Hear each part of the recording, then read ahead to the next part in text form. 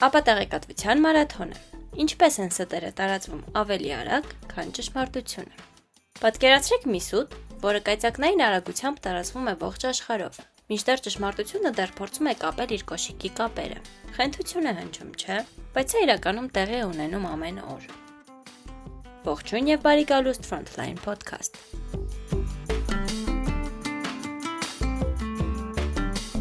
Ես ձեր հաղորդավար Փիսոնը։ Այսօր մենք կխոսենք այն մասին, թե ինչպես է կեղծ տեղեկատվությունը վայրկյանների ընթացքում տարածվում թվային դարաշրջանում եւ ինչ կարող ենք անել դրա դեմն առնելու համար։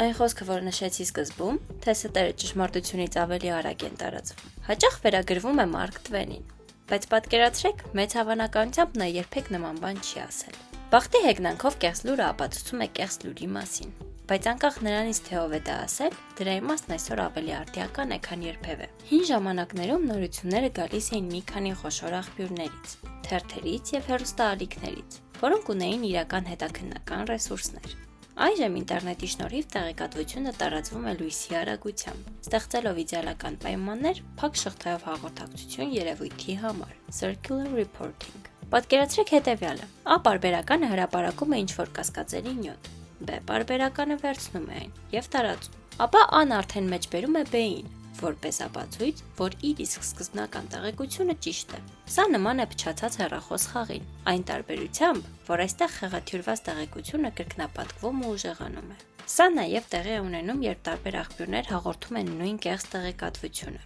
ինչը հետո մեկ ուրիշ հեղինակի համար կարող է թվալ որպես մի քանի աղբյուրներով հաստատված փաստ։ Հիշում եմ, երբ մի թեմայի շուրջ հետազոտություն էի անում ու տեսնում էի նույն փաստը տարբեր կայքերում, մտածեցի, եթե բոլորը դա ասում են, ուրեմն հաստատ ճիշտ է։ Բայց երբ խորացա, հասկացա, որ բոլորն ընդամենը հղում էին անում միևնույն ոչ վստահելի աղբյուրին։ Դա իսկական բացահայտում էր ինձ համար։ Իսկ հետևանքները կարող են շատ լուրջ լինել։ Վերցնենք հակապատվաստումային շարժումը։ Այն սկսվեց 1998 թվականին, երբ հրապարակվեց մի գիտական տեսանկյունից անարժանահավատ հոդված, որը ենթադրում էր, որ պատվաստանյութերը աուտիզմի պատճառ կարող են դառնալ։ Չնայած այս պնդումն արդեն բազմիցս հերկվել է գիտնականների կողմից, այդ կեղծ տեղեկությունն առաջ բերեց մի ամբողջ շարժում, որը հանգեցրեց հիվանդությունների բռնկման, որոնք մենք արդեն վերացված էինք համարում։ Բայց ոչ բոլոր դեպքերում են հետևանքները այսքան ողբերգական։ Երբեմն պարզապես հումորային նյութերը սխալ են ընկալվում։ Օրինակ, մի անգամ հայտնի բժշկական ամսագրում հրապարակվեց երգիծական հոդված այն մասին, թե ինչքան կալորի են ծախսում դեռահասները վիդեոխաղեր խաղալիս։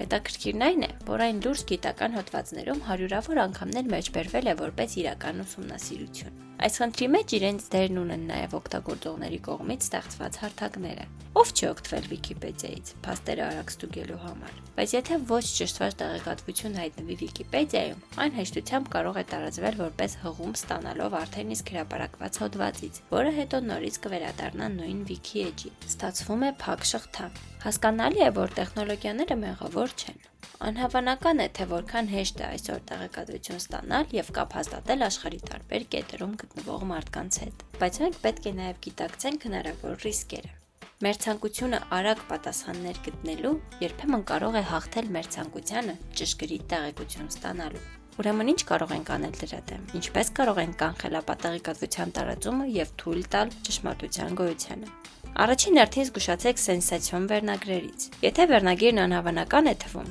հավանաբար այդպես էլ կա, եւ բովանդակությունն էլ է անհավանական։ Երկրորդը. միշտ փնտրեք երկրորդ կարծիք կասկածելի տեղեկատվության վերաբերյալ։ Ինչ են ասում փորձագետները, կան արդյոք այլ կարծիքներ։ Եվ վերջապես, ստուգեք տեղեկության սկզբնաղբյուրը, որտեղից է այն եկել, արդյոք աղբյուրը վստահելի է։ Ես հասկանում եմ, որ սա լրացուցիչ ջանքեր է պահանջում, բայց մի աշխարհում, որտեղ ստերը կարող են տարածվել վայրկյանների ընթացքում, մի փոքր զգուշություն իսկապես մեծ փոփոխություն կարող է բերել։ Լրացուցիչ տեղեկությունների համար այցելեք Frontline-ի կայքեջ։ Ինչպես միշտ, հրաշալի է նոր բան սովորել եւ ամեն բացահայտման վերաիմաստավորել աշխարհը։ Ես ձեր հաղորդավարն եմ, Փիսոն, կհանդիպենք հաջորդ անգամ։